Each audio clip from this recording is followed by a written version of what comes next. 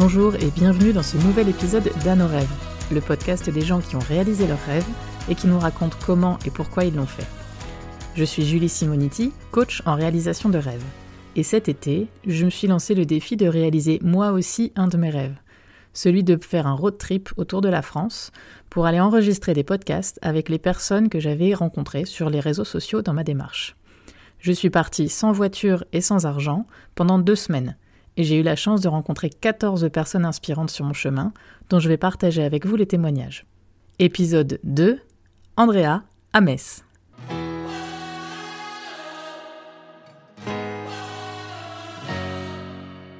Donc, je suis accueillie chez Andrea, à Metz toujours, pour le 2e épisode. Et donc, nous sommes bien installés confortablement dans son salon.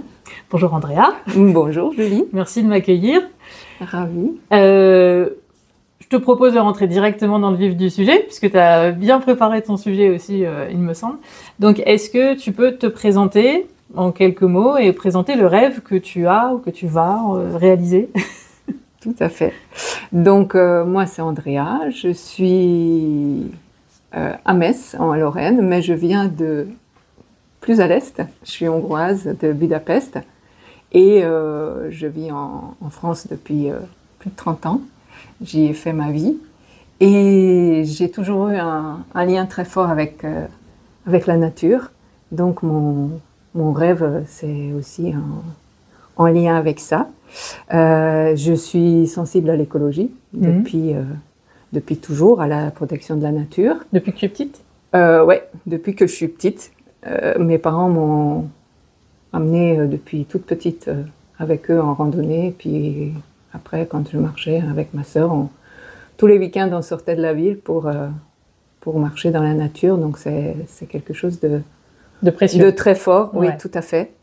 Et j'étais donc consciente du problème que pose la pollution, notamment la pollution plastique des déchets.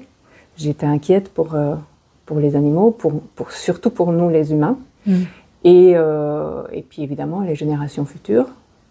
Je suis aussi maman, je suis enseignante. Bon, j'ai éduqué mes élèves, j'ai éduqué mes enfants aux gestes de tri, à comment faire attention à la nature, mais je sentais bien que c'était insuffisant donc je me sentais démunie face à l'ampleur de la pollution et ce que nous on peut faire concrètement pour agir. Du coup, quand j'ai découvert ce projet donc d'entreprise de dépollution de plastique, comme quoi on peut agir, nous, à notre niveau, et pourtant au niveau de la planète, donc agir à grande échelle et dépolluer la nature, ça a fait juste un grand oui, et je veux en savoir plus, donc je me suis embarquée dans ce projet. Donc c'est en fait une opportunité que tu as découvert et qui est en lien avec tes valeurs, qui est alignée avec tes valeurs. C'est ça, tout à fait, tout à fait. Donc c'est un projet éco-responsable, innovant. Et puis c'est aussi un rêve, ce n'est pas que mon rêve bien sûr, c'est un rêve collectif puisque c'est porté par une communauté. Évidemment, je ne fais pas ça toute seule, loin de là. Mais chacun fait sa petite part, c'est la part du colibri. Tout à fait, exactement, c'est tout à fait ça. Chacun peut participer. Ouais. Et alors concrètement, ça ressemble à quoi, ce que tu fais ?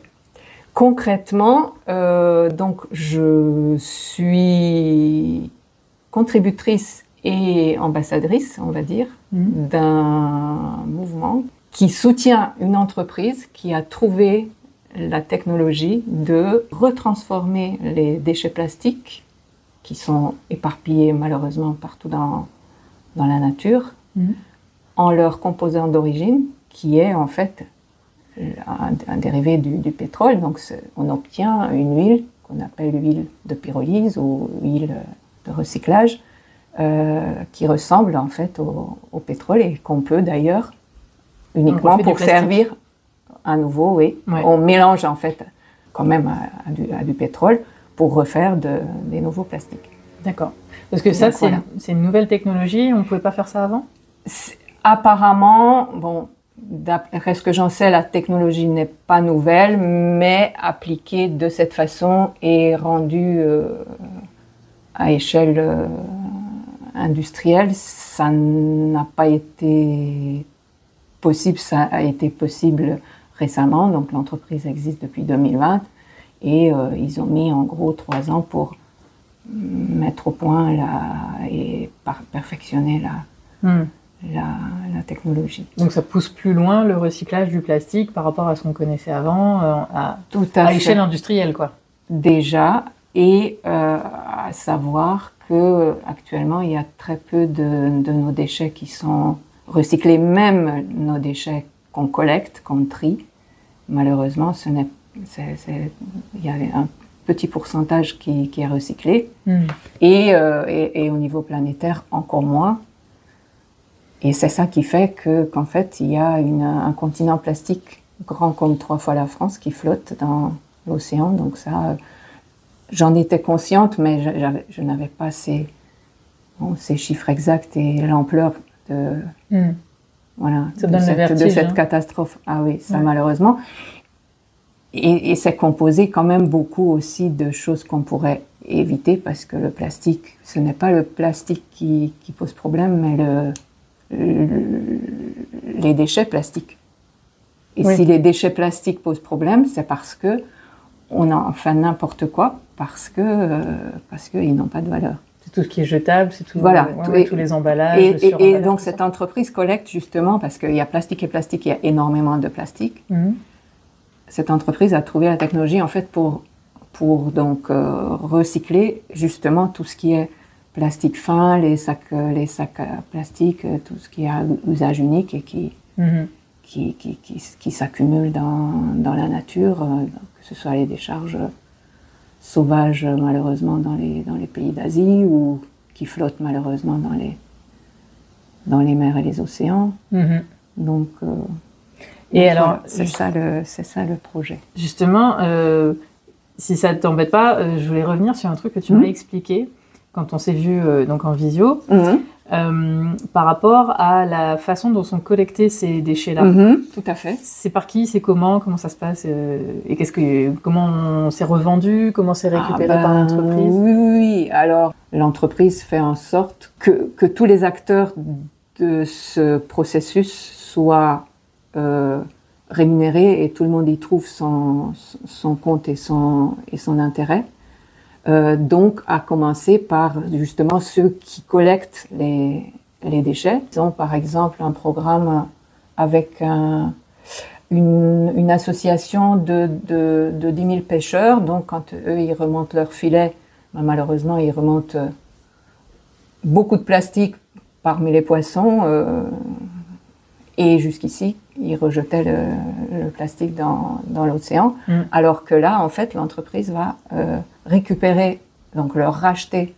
Ils ramènent maintenant ce plastique.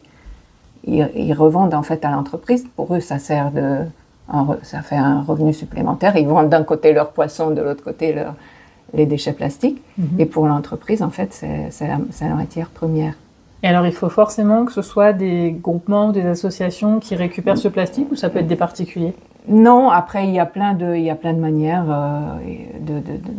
L'entreprise fait, ça c'est un exemple, mais ils essayent aussi d'aller à la base, donc que les déchets n'atterrissent même pas dans la nature. Donc, il y a aussi des partenariats, par exemple, avec une chaîne de quelque chose comme 60 hôpitaux en Thaïlande où ils récupèrent, les hôpitaux collectent leurs déchets plastiques et c'est récupéré directement par l'entreprise, justement pour éviter aussi que ça pollue, et qui lutte à la fois aussi contre la pollution de l'air, contre la pollution de l'eau, puisque quand on parle de ce qu'on fait du plastique, souvent, c'est aussi qu'on brûle, qu'on incinère pour récupérer de l'énergie, mais c'est pas forcément... c'est évidemment pas sans conséquence sur l'environnement. Oui, sur la pollution de l'air, bien sûr. Voilà. Et alors, le déclic pour t'engager là-dedans, ça a été quoi? C'est quand tu as découvert l'entreprise? Tout à fait. Ouais. Enfin, tout à fait. C'est-à-dire que oui et non. Donc pour ce projet-là de recyclage plastique, c'était quand j'ai connu le projet et que j'ai connu les personnes qui portent le projet, parce qu'en même temps j'ai découvert aussi une communauté, et c'est aussi quelque chose qui est très chouette, et que ça m'a donné envie de participer et de contribuer. Donc d'abord, je me suis intéressée au projet, j'ai appris plein de choses. Et plus j'en ai découvert et plus ça m'a emballée, j'ai commencé à en parler un petit peu. Et quand j'ai vu, comme ça a mis aussi des étoiles dans les yeux des premières personnes, des amis à qui j'en ai parlé, je me suis dit, moi qui cherchais, en fait, j'étais en congé maladie, donc je cogitais à un projet de reconversion. Du coup, en gros, c'est arrivé à moi. Je me suis dit, tiens, t'as trouvé, voilà. C'est aligné c'est aligné avec qui tu es, c'est aligné avec tes valeurs, et ça fait du bien à l'environnement, ça fait du bien aux finances.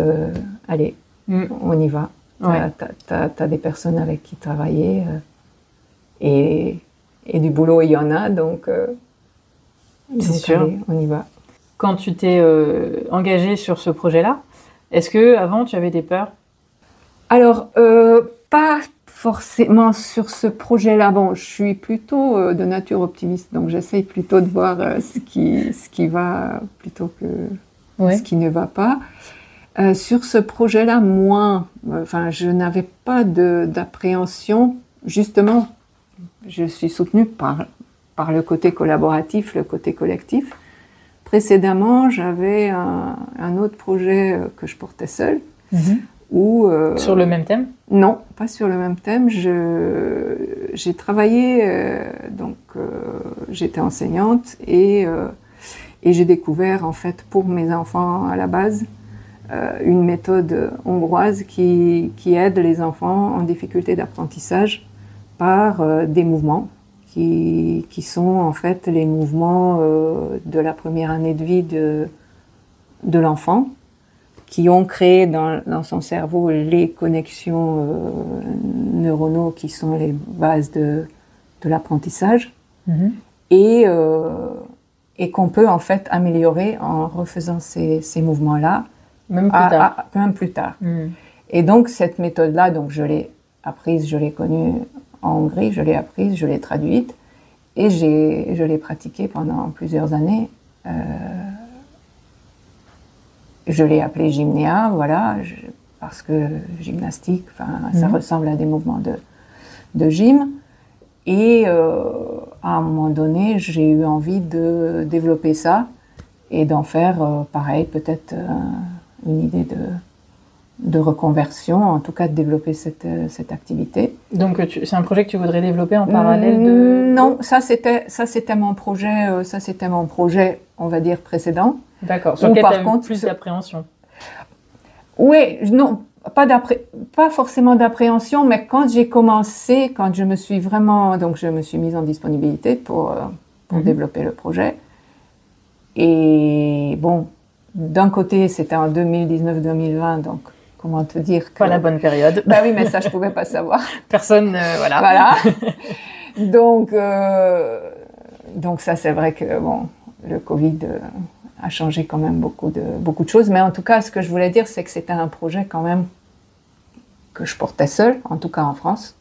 J'étais la seule à pratiquer. Justement, le projet, ça aurait été de développer, même de former d'autres personnes à cette technique. Mais là, j'ai vécu quand même la solitude de l'entrepreneur. Peut-être pas, donc pas forcément des peurs. Je me suis lancée, quand même, avec beaucoup de confiance. Mais j'ai rencontré quand même les difficultés qu'on peut avoir quand on porte un projet toute seule, et qu'on est sur tous les fronts, qu'on doit être à la fois commercial, mais aussi justement être dans son cœur dans son cœur de métier, mais aussi trouver des clients, mais aussi communiquer sur les réseaux, voilà, où il me manquait aussi forcément des connaissances ou des compétences dans tel ou tel domaine, alors que là, dans ce projet-là, du fait qu'il y a la communauté, bon, si moi je n'ai pas telle compétence, maintenant quelqu'un d'autre l'aura dans la communauté et on s'entraide, ce n'est pas pareil, du tout. Donc là, je n'ai pas forcément d'appréhension, premièrement, et puis deuxièmement, je me dis aussi que si l'entrepreneuriat revient comme ça dans ma vie, c'est qu'il y a quelque chose à faire, ça me cherche, c'est que j'ai quelque chose à apprendre là, j'ai quelque chose à dépasser, j'ai à grandir, voilà. Et bon, bien sûr il peut y avoir des appréhensions, mais qu'on apprend aussi à traverser. Là, pour ce projet de dépollution de l'environnement, toi, tu es à ton compte. C'est ça, chacun a son compte, et par contre, on collabore, on forme une communauté, on se soutient, et on grandit ensemble et on partage. Vous avez à la fois les formations. Les formations, c'est hyper important de se sentir aussi faire partie d'un groupe, quoi. Bah oui, tout à fait.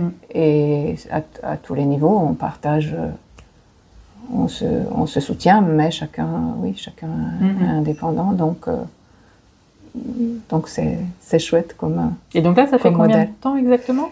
J'ai connu le projet il y a quelques mois en arrière, et donc je commence. Ça fait seulement, on va dire, depuis mars-avril que. Et donc pour l'instant, est-ce que tout se passe comme tu l'avais espéré au début, ou est-ce que c'est différent ? Sur la réalisation, sur justement le fait de te sentir épaulé, sur les contacts que tu vas avoir avec les gens qui pourraient s'intégrer au projet. Et je rencontre beaucoup donc si je suis surprise, je suis agréablement surprise, c'est-à-dire que je rencontre énormément d'intérêt. Je pense que les gens sont pas mal sensibilisés à problème, même si on ne connaît pas forcément les chiffres exacts, on sait qu'il y a un problème de pollution plastique. Il y a de plus en plus de gens qui ont la mesure de la catastrophe qui nous arrive dessus, quoi. On entend parler de microplastique, on sait qu'on en ingère quoi qu'on mange, que ça nous arrive de partout, de l'eau, de l'air, de la nourriture, voilà. Parce que malheureusement, les plastiques, ça met beaucoup de temps à se décomposer, et quand ça se décompose, ça entre dans la chaîne alimentaire, et donc ça rencontre beaucoup d'intérêt, et donc voilà, ça évolue. Donc ça me donne beaucoup d'espoir aussi, oui. C'est plutôt mieux que ce que tu imaginais finalement. En tout cas, ça me donne encore plus envie d'en parler, et puis de faire rayonner le. Est-ce que tu es, alors au-delà ou peut-être que c'est inclus dans les formations que tu suis, mais est-ce que tu es accompagné dans ta démarche entrepreneuriale pour la communication, pour trouver ta posture aussi d'entrepreneur, ce genre de choses? Ça fait partie du programme? Oui, c'est plutôt, là, c'est pas forcément ce qui est prévu par l'entreprise, ça c'est plutôt la communauté. Donc là, on se soutient à ce niveau-là, et on est coaché par ceux qui ont de l'avance, en fait, aussi, ceux qui sont dedans depuis plus longtemps. Et oui, après, c'est à chacun aussi d'apprendre malgré tout, mais j'apprends, et je suis soutenue, je suis coachée, et après, pareil, moi, il y a aussi le côté quelque part formatrice que je retrouve, puisque pareil, les gens qui me rejoignent et qui découvrent le projet, c'est à moi de les accompagner aussi. Donc à la fois j'apprends, et puis je transmets ce que je sais déjà, et c'est comme ça que la communauté avance et grandit. Donc toi, tu dois recruter des personnes qui vont recruter des personnes qui vont recruter des personnes.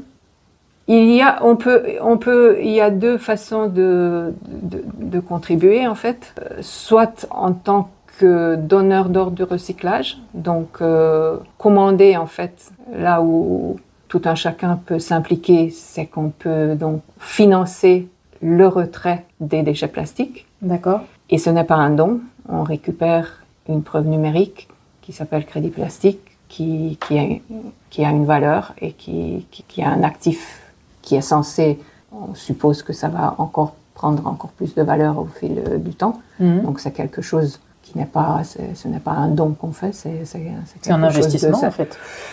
Alors non, on ne parle pas d'investissement parce que... Un gros mot. Non, mais c'est pas dans l'esprit non plus de... En fait, on commande concrètement le travail de retrait des déchets plastiques. Simplement, ça représente une valeur et du coup, on reçoit la preuve numérique que ce travail a bien été effectué par l'entreprise. Et effectivement, après, oui, c'est un actif, mais voilà, on ne parle pas d'investissement. Donc, première chose, c'est ça, c'est de contribuer en tant que donneur d'ordre du recyclage. Ça, tout le monde peut le faire.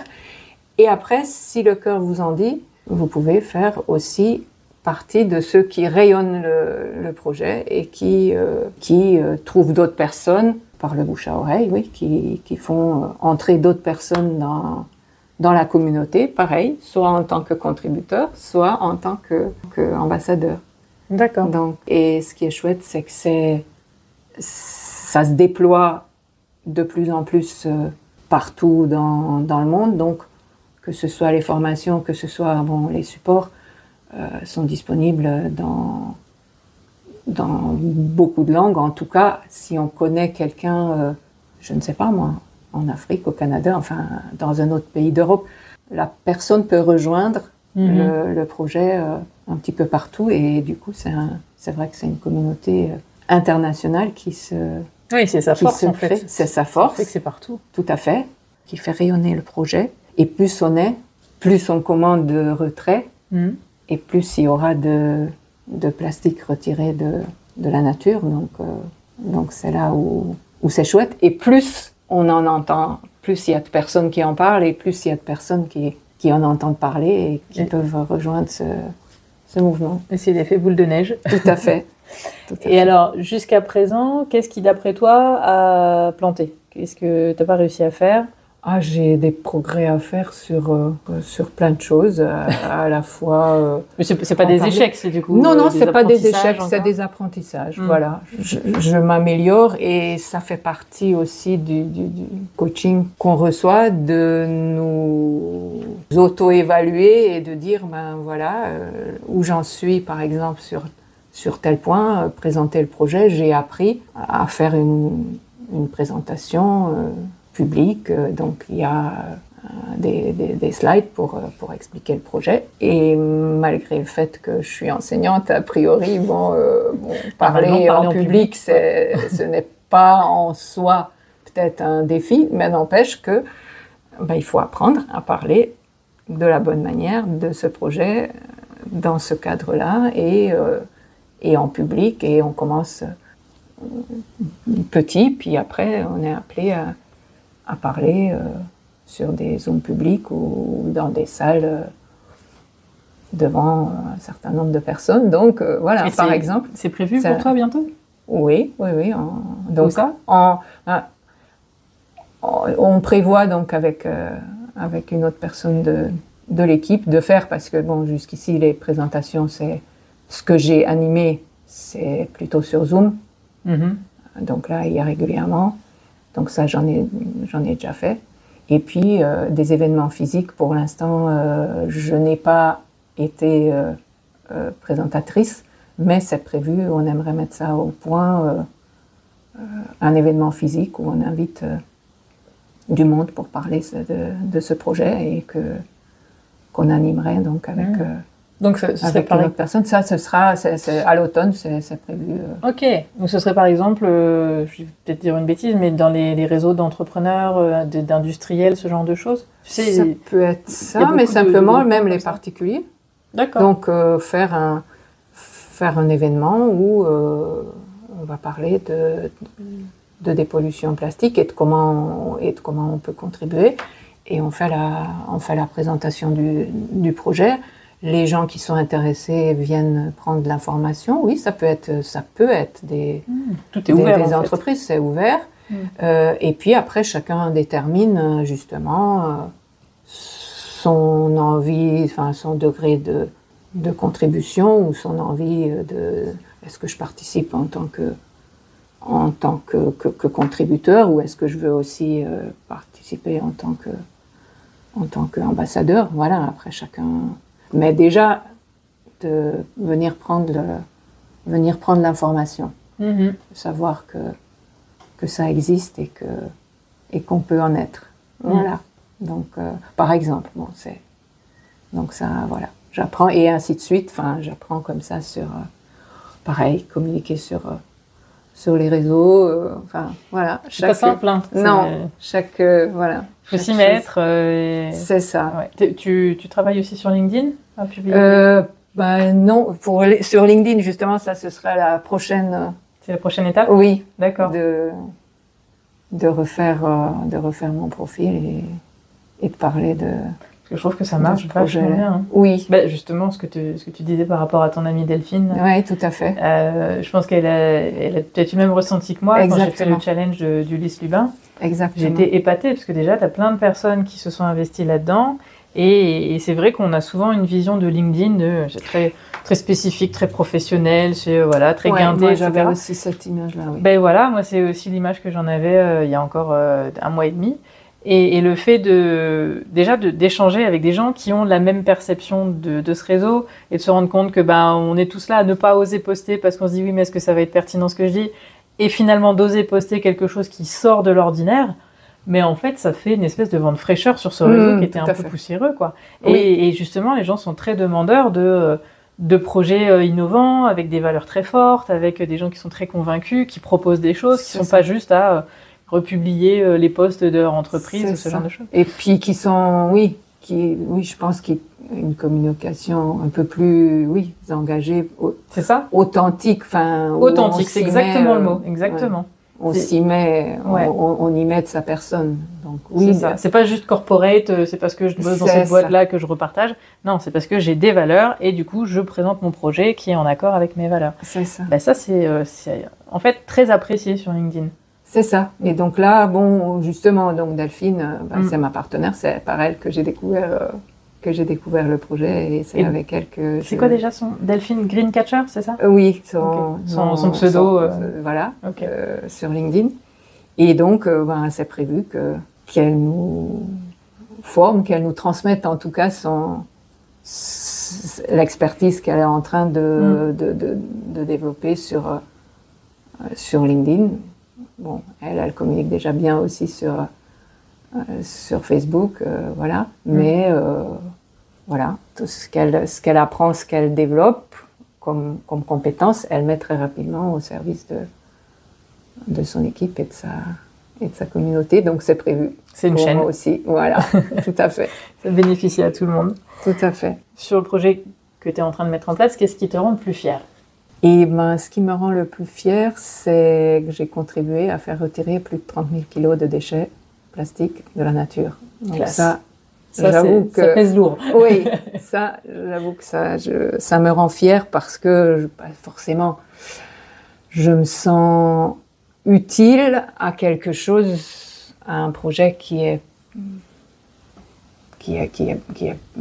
vaste, qui me dépasse, mais qui est monumental, clairement. Voilà, où je peux être utile, je peux faire ma part. Et puis aussi le fait de faire grandir la communauté et d'en parler, le fait de montrer à d'autres que c'est facile, qu'on peut faire ça. Je ne suis pas allée, moi, ramasser les déchets plastiques de la nature, quoi. J'ai fait ça depuis chez moi et que tout le monde peut le faire. Aussi le côté, justement, éveiller les consciences, en tout cas sensibiliser, parce qu'en fait, ce qu'on constate même, nous, à l'intérieur de la communauté, les gens témoignent que ils regardent autrement. On regarde autrement, même notre brosse à dents, quand on sait que il y a 3,5 milliards qui sont vendus dans le monde et que ça augmente la quantité de déchets et que ça met 500 ans estimés à se biodégrader. On dit que voilà, il faut aussi réorienter sa consommation, essayer. On le faisait déjà, bien sûr, mais là, on a encore un autre rapport à tout ça et d'éduquer les gens à ça, à essayer d'éviter au moins les plastiques qu'on peut éviter à usage unique. Ou je le faisais déjà, mais là, j'ai d'autres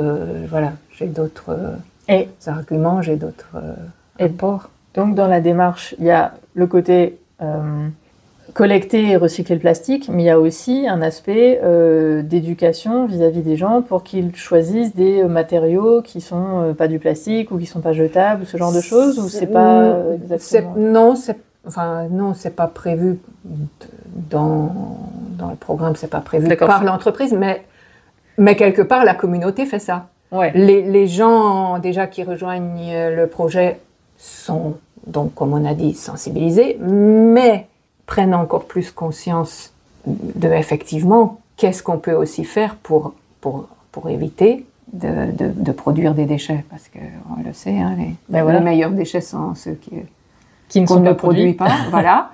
Et puis, on espère que petit à petit, ça, ce sera un deuxième apport peut-être, pourquoi pas, en même temps, ok, on recycle ce qu'il y a déjà dans la nature et on en a malheureusement, pour les prochaines décennies.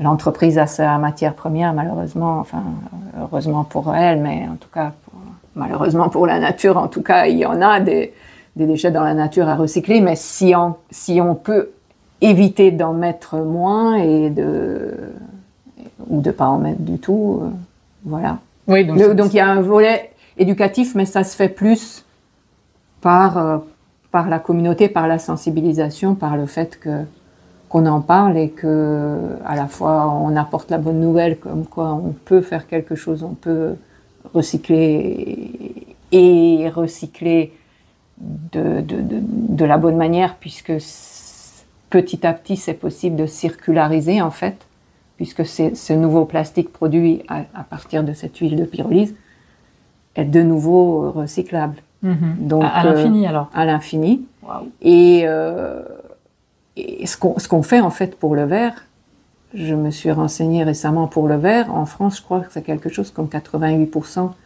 du verre pour l'instant qui est recyclé, qui redevient du verre. D'ailleurs, c'est souvent écrit sur les collecteurs.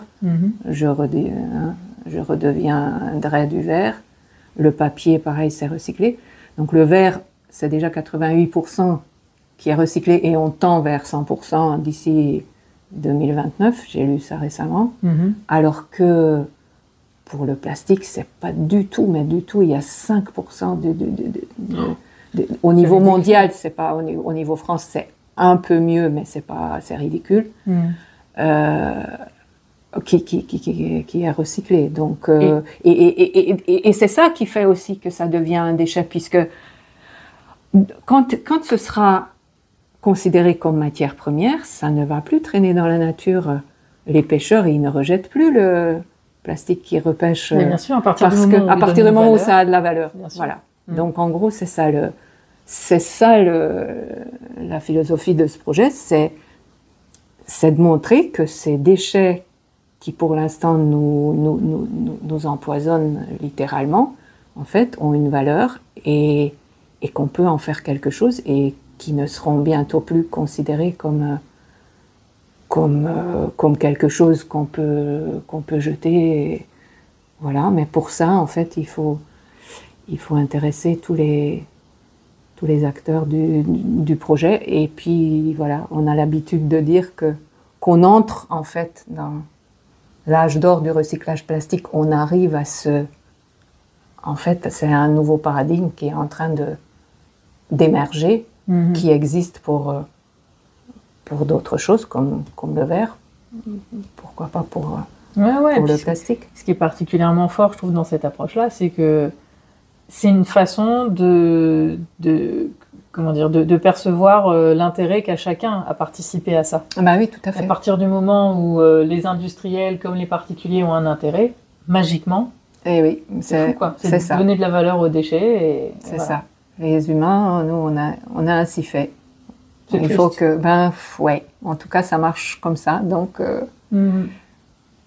c'est comme ça que. Et alors, je fais un petit aparté. Est-ce que, à tout hasard, tu sais quel est le pays champion du monde de recyclage?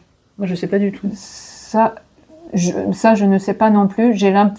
Moi, dans mon idée, les pays nordiques sont souvent en avance. Alors, concrètement, sur le recyclage plastique, ça, je ne sais pas. On n'a pas les Par chiffres. contre, en tout cas, moi, je ne les connais pas. Donc, ça, je ne pourrais pas dire là, le pays, par exemple, qui recycle le plus ou ce genre de choses. Par contre, donc, ce qu'il faut aussi savoir, c'est qu'il y a une nouvelle législation qui est en train d'être mise en place au niveau mondial. L'ONU s'est saisie du problème. Ça fait déjà quelques années en arrière. Ils sont en train c'est les négociations finales d'un traité contre la pollution plastique au niveau de 175 pays de l'ONU. Donc, qui va contraindre en fait les entreprises qui polluent, qui produisent les déchets plastiques à compenser leur empreinte de déchets plastiques en utilisant donc ces crédits plastiques. D'accord, donc c'est pas l'empreinte carbone, c'est une autre version. Exactement, c'est l'empreinte, c'est la même chose, mais cette fois-ci plastique. sur l'empreinte plastique. Ok. Et donc les pays commencent à mettre en place des lois. Et là, par contre, je sais, le premier pays, c'est les Philippines, parce que eux, ils sont très, très touchés par leur situation et leur géographie. Ils sont très, très touchés par les déchets qui arrivent par... Et donc, chez eux, c'est dès cette année. Pour les autres pays, donc le traité sera négocié, sera signé à la fin de l'année 2024 et ce sera à partir de 2025. C'est pour ça que je dis c'est quelque chose qui émerge et qui est en train d'être pris à bras-le-corps par les sphères politiques, médiatiques et autres. Mais chez eux, donc aux Philippines, c'est déjà dès cette année, les entreprises d'une certaine taille doivent déjà compenser en fait leur émission de donc c'est une législation nationale. C'est déjà mis en place et le pourcentage va en augmentant, donc il faut que l'entreprise compense de plus en plus son empreinte plastique. Voilà. Okay. Et ça, c'est appelé à venir partout. Mais comme quoi, enfin, moi, la réflexion, ce que ça m'inspire, c'est que ce n'est... Donc, il faut que les législations s'y mettent aussi. Et que, par contre, ce n'est pas forcément toujours... Parce qu'on ne penserait pas forcément aux Philippines. On penserait que c'est un pays d'Europe, peut-être, je ne sais pas, moi, Norvège, enfin, qu'on imagine, qui prendrait, qui serait en tête de ça. Et ben non, finalement, par contre, c'est là où ça blesse vraiment, où ils sont très impactés. Encore une fois, c'est parce qu'ils ont plus d'intérêt à agir tout de suite. Oui. C'est toujours ça. Oui. Et moi, quand tu m'expliques tout ça, je me dis, mais justement, nous, on prend pas, en tout cas en France, on prend pas assez la mesure nous, les industriels, mais de toute cette production de plastique, on peut pas en faire abstraction. Non. Dès qu'on veut acheter quelque chose au supermarché, on se retrouve blindé de plastique. Ça, c'est sûr. Et nous, en tant qu'individus, moi déjà, quand je veux acheter, je sais pas, c'est tout bête, mais des madeleines. Je veux acheter un paquet de madeleines. Je prends systématiquement toujours la même marque parce que c'est la seule marque qui ne propose pas d'emballage individuel pour les madeleines. À l'intérieur. C'est peut-être bête, c'est peut-être rien du tout, mais ça m'embête qu'à chaque fois je veux acheter un paquet de 10 madeleines et j'ai 10 emballages à l'intérieur. Exactement. Et les gens, moi je suis peut-être pessimiste pour le coup, mais j'ai l'impression que les gens, si on leur met pas le nez dedans, ils n'auront jamais intérêt à se dire ah oui, c'est vrai, peut-être que je vais faire attention et que je vais me priver d'acheter la marque que je préfère parce que cette marque-là n'est pas responsable écologiquement et propose pas des emballages plus respectueux de la nature, moins de plastique, etc. Et pour revenir à ça, à ce que je disais, c'est il y a on va dire la conséquence, les plastiques qui sont répandus partout, mais il y a la cause qui est nos habitudes de confort en fait, confort de vie, c'est plus pratique, le petit il prend son goûter dans son sac et j'ai pas besoin de le réemballer dans autre chose. Tout à fait. Mais c'est ça en fait qu'il faut qu'on arrive à changer dans les mentalités. C'est un travail de tellement longue haleine.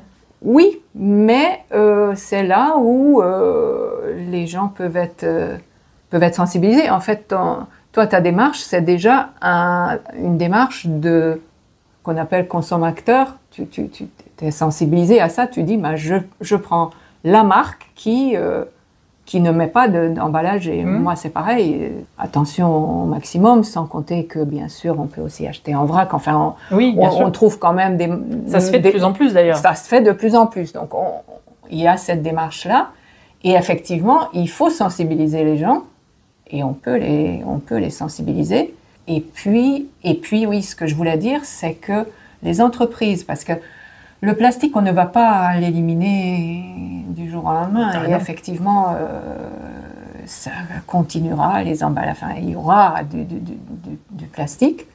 Par contre, quand l'entreprise, et il y a de plus en plus, donc c'est ce qui s'appelle la responsabilité sociale d'entreprise, RSE, on en entend beaucoup parler. Ouais.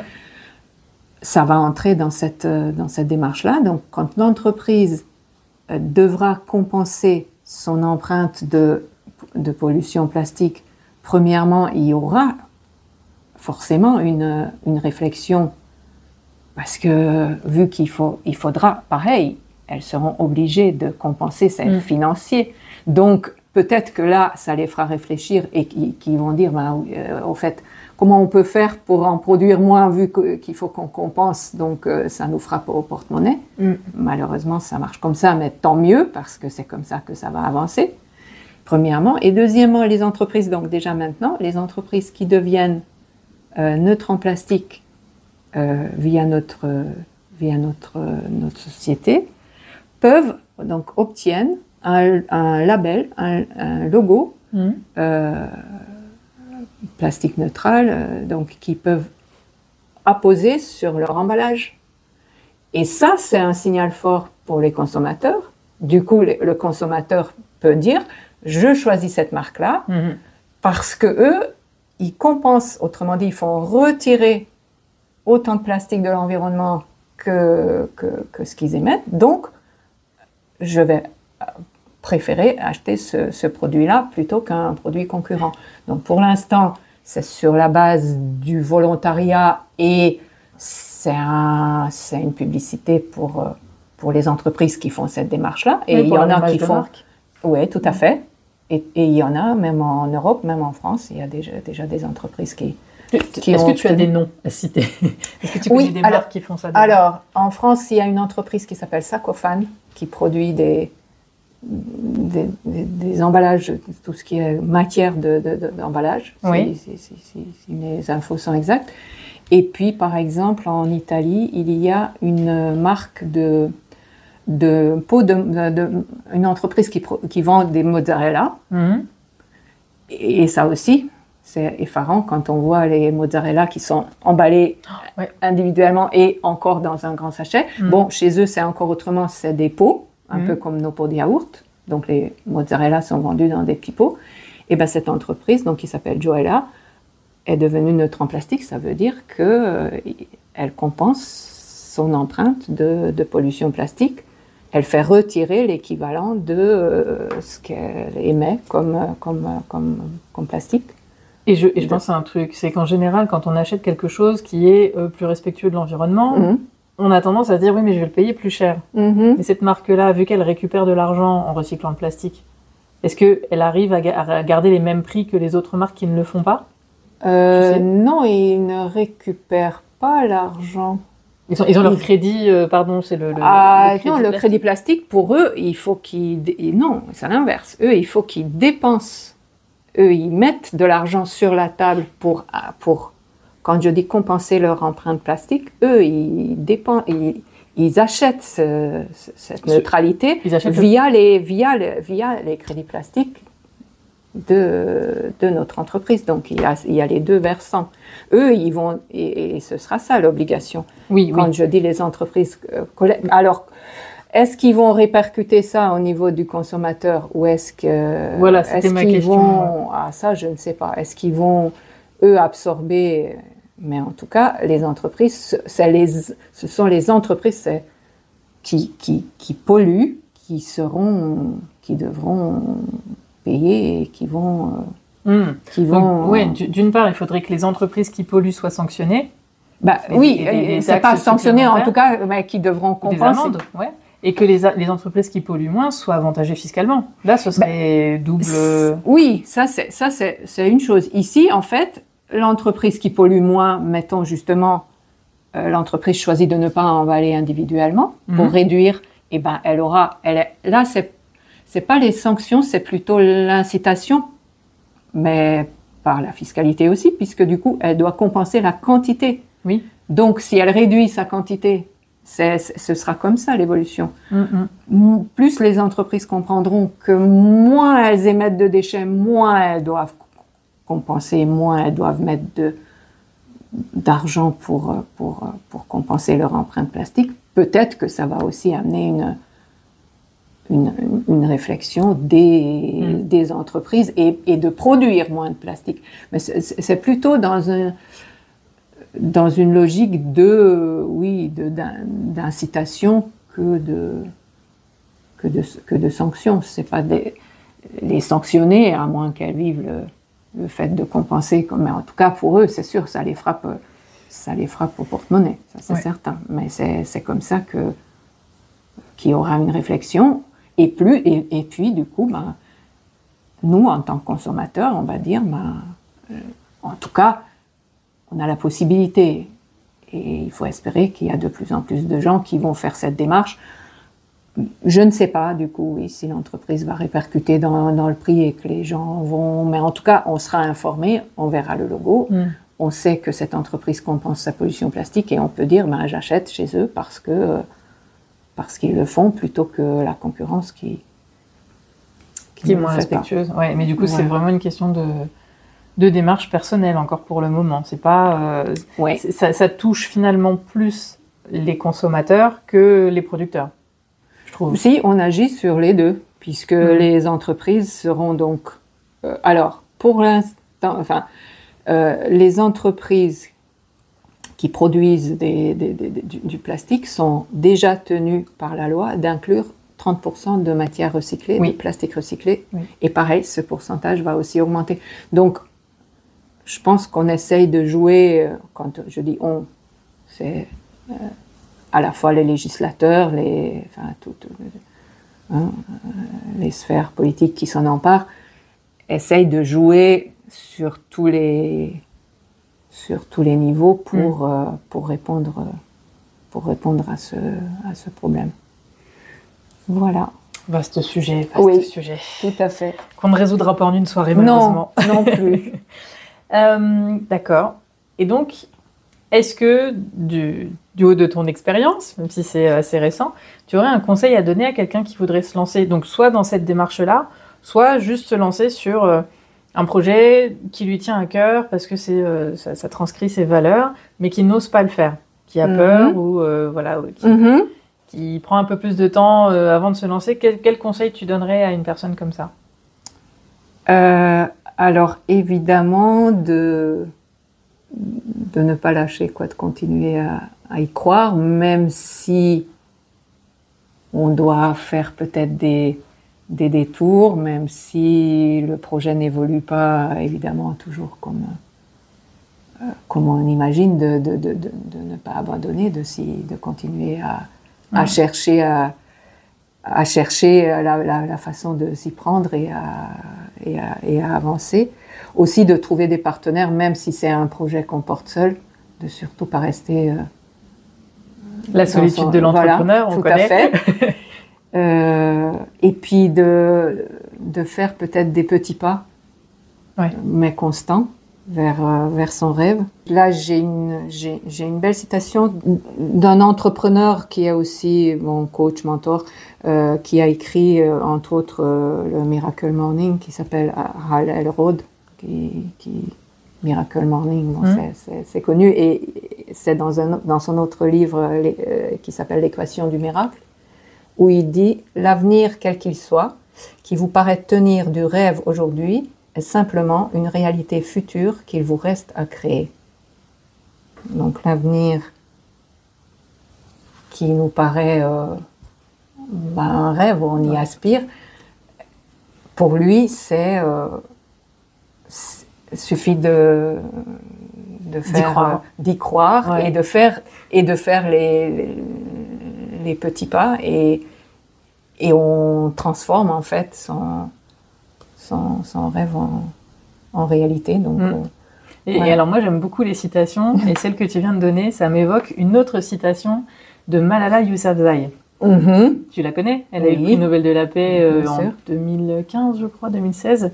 Et où elle a dit un truc, moi c'est pareil, je l'ai en gros chez moi, c'est « Je suis persuadée que que les rêves d'aujourd'hui seront les réalités de demain. » Et bien tout à fait. Et voilà. Et quand tu as une jeune fille qui est aussi déterminée, aussi jeune, et qui porte ses valeurs et qui y croit, je me dis mince, on aurait tort de ne pas essayer aussi, quoi. Bah oui. Et ouais, les gens comme ça, c'est inspirant. Je trouve que ce qui est difficile, c'est de rester motivé sur le long terme.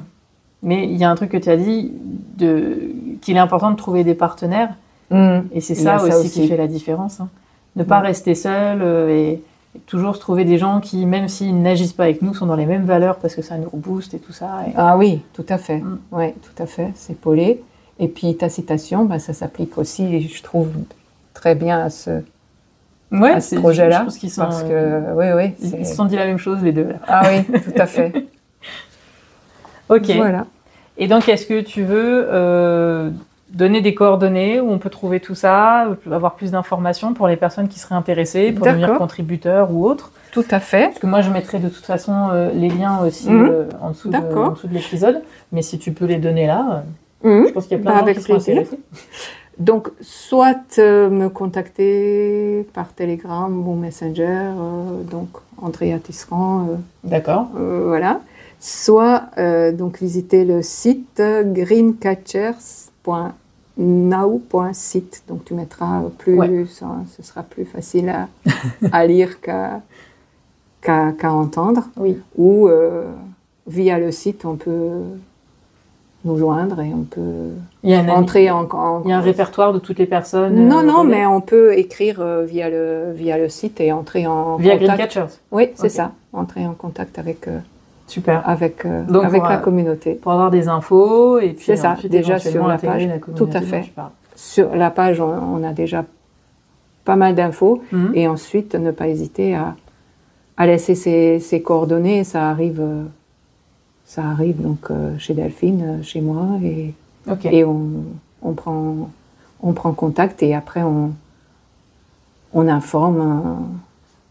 Et sur ce site, c'est uniquement pour les francophones ou là, oui, ça c'est francophone. France ou non, francophone. Francophone, okay. Francophone. Et après, dans la communauté, pareil, on a des partenaires qui ont par exemple deux communautés, francophones et anglophones, donc on peut répondre aussi. Okay. Pareil, c'est en gros, les langues européennes sont couvertes. Oui, l'espagnol, l'italien, tout à fait. Mais ça, c'est déjà allemand, anglais, italien, espagnol, c'est couvert. Quelques langues en Asie parce que ça se développe aussi en Asie. Et puis j'ai bien l'intention de développer aussi vers la Hongrie. Donc, j'ai déjà commencé à traduire quelques supports de communication et autres pour... je suis déjà capable de faire une présentation en hongrois. Donc, à laquelle je ne comprendrai rien. Non, mais en tout cas, voilà, pour dire que oui, pour l'instant, c'est déjà... Les langues les plus connues sont couvertes et on Ok, peut, mais on sur peut votre site, répondre. en tout cas, pour tous les francophones, Pour tous les francophones, c'est dispo. Et après, nous, on peut orienter vers la personne qui est anglophone. Super. Voilà. Bon. Est-ce qu'on a fait le tour du sujet? Je pense. On pourrait encore en parler pendant 2 heures. Voilà. Merci à toi d'avoir eu envie de participer à mon podcast. Et c'est un projet qui est très fort. Et c'est vrai que quand tu m'en avais parlé, je me suis dit, waouh, ok, il y a du lourd. Et à chaque fois que j'en parle autour de moi, aux personnes qui me demandent qui je vais rencontrer, etc., j'ai toujours peur de faire un impair parce qu'il y a quand même beaucoup de choses à comprendre. Oui, c'est pour ça. Mais tout le monde me dit, mais c'est un super projet. Et effectivement, ce côté... aller taper là où les gens ont un intérêt à agir, c'est génial. Oui. Voilà, c'est la base. Ils ont tout compris. Ouais. Bonne continuation, parce que tu as aussi un beau projet. J'ai trouvé ça aussi fantastique. Ça sortait de ce qu'on voit d'ordinaire sur les réseaux. Même dans les groupes d'entrepreneurs, enfin, c'était un coup de fraîcheur. Et voilà, pareil, quand j'en parle, les gens me disent « Ah oui, c'est chouette ». Ouais, mais j'ai très bon retour, en fait, et j'aime bien parce que c'est quelque chose qui me tient à cœur depuis longtemps. Ça fait 3 ans que j'avais eu cette idée d'organiser ces réunions-là, puis après, ça s'est développé en podcast, en coaching, etc. Et en fait, j'osais pas trop en me disant non, les gens ils vont trouver que je suis farfelue, que je suis trop fantaisiste, ce que je suis, hein, mais je l'assume pas forcément. Et depuis que j'en parle et que j'ose expliquer mon point de vue, etc., j'ai des super retours et de personnes qui sont dans la même dynamique. Et de réalisation de rêve. Voilà, c'est ça, de se dire mais on n'attend pas une seconde de plus, c'est maintenant qu'on veut faire ce qui nous tient à cœur. Et ça, c'est hyper précieux et je suis ravie de rencontrer des personnes comme toi qui sont accrochées à leurs valeurs et voilà, qui sont optimistes et combatifs et ça remet du baume au cœur. Ouais. Merci beaucoup à toi. Merci à toi et puis, bonne continuation. Merci et puis je te souhaite un gros développement de ton projet et que ça soit connu partout et que ça explose partout. Oui, tout à fait. Merci. Merci. Salut.